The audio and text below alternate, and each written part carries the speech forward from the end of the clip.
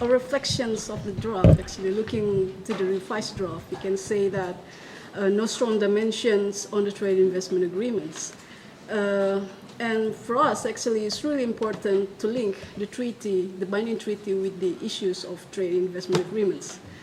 There are several strong reasons why we need to link it. First, this is because of provisions, all provisions under the trade and investment agreement actually are directly facilitating the transnational business activities where requires the states to ensure all domestic regulations in eliminating any kind of barriers for their business.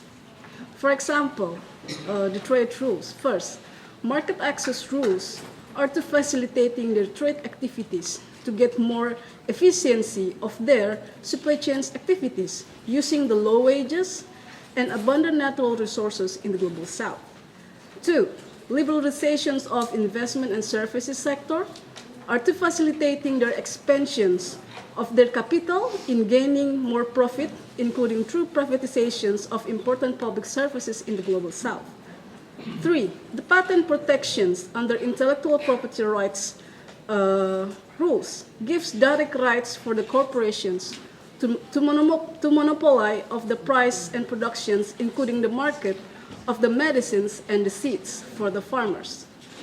And four, the investment protections rules through the ISDS mechanisms, the investor state dispute settlement mechanism, is protecting the corporation's rights and gives the primacy of corporate interest than the people's rights. These rules will legalize any kinds corporations' human rights abuses in their business activities, such as land grabbing, environmental destructions, exploitations of labor conditions, etc. But another aspect that should be considered in these relations between trade investment agreements with the financial crimes committed by the corporations. The emergence of financial crimes can arise from trading preference through rules of trade facilitations, rules of origins, and tariff arrangements, and is known as the origin fraud and transit fraud. The Global Financial Integrity estimated trade crimes places about 650 billion losses on trading goods and 2 trillion US dollar of illicit financial flows are included in this model of financial crimes committed by corporations under trade agreements regime. So the binding of international trade and investment agreements will also provide with enforcement mechanisms, have impacts to the policy space of the states to perform their obligations to fulfill, protect, and respect human rights. One of good examples actually when Indonesia lost against United States and New Zealand in the WTO on our policies on the importations of horticulture and meat.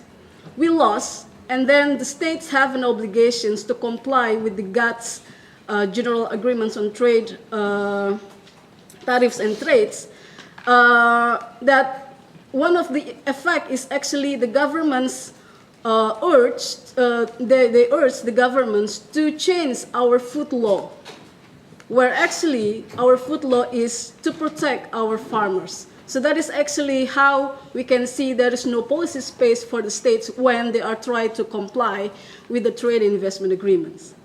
Therefore, the strong enforcement of the trade and investment agreements could lead to prioritizations of trade law over human rights law. It's duly for the legally binding treaty text to include specific provisions regarding the trade and investment agreements. At least there are some substance that should be formulated under the text based on the global campaign proposals. First, that we need the primacy of human rights international law on trade investment agreements, of course, specifically. Like the global campaign proposal mentioned that the primacy of international human rights law over any other international legal instruments, and in particular of trade investment agreements, is the primacy principles. However, the very principle is removed from this revised draft. So, therefore, this principle must be explicitly reaffirmed in a separate article.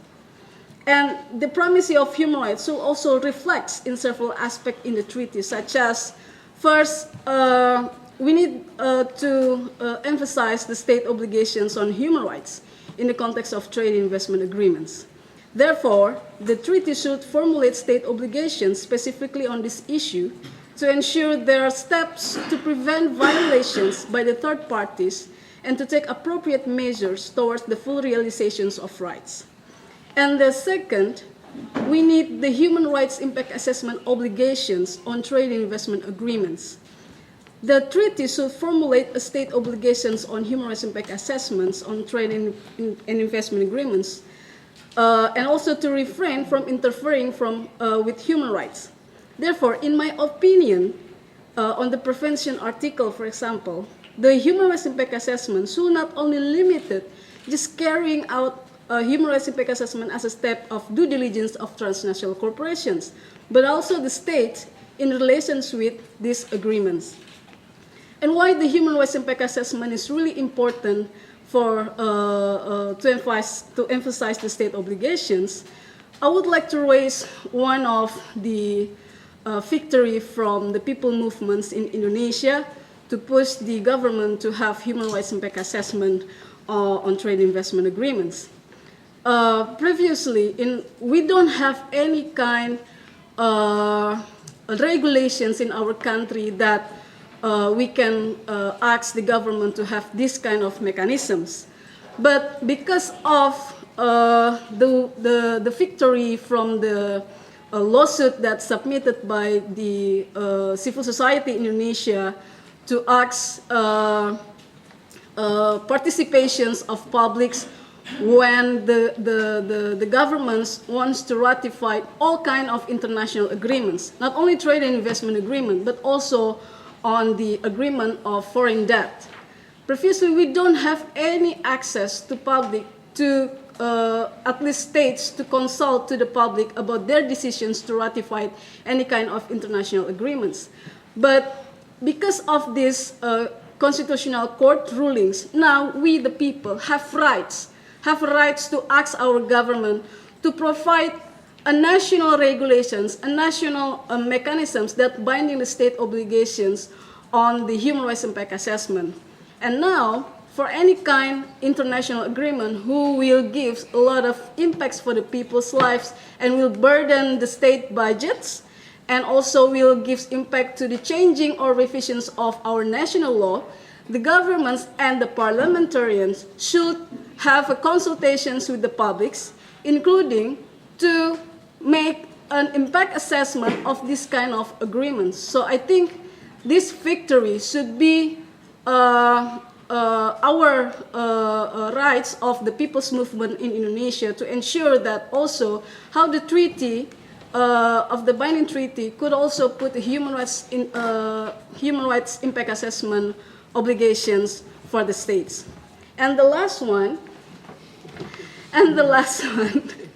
to respond to the ISDS mechanisms. So a proposal of the global campaign to respond to this actually how to construct Article 7 on adjudicative jurisdictions.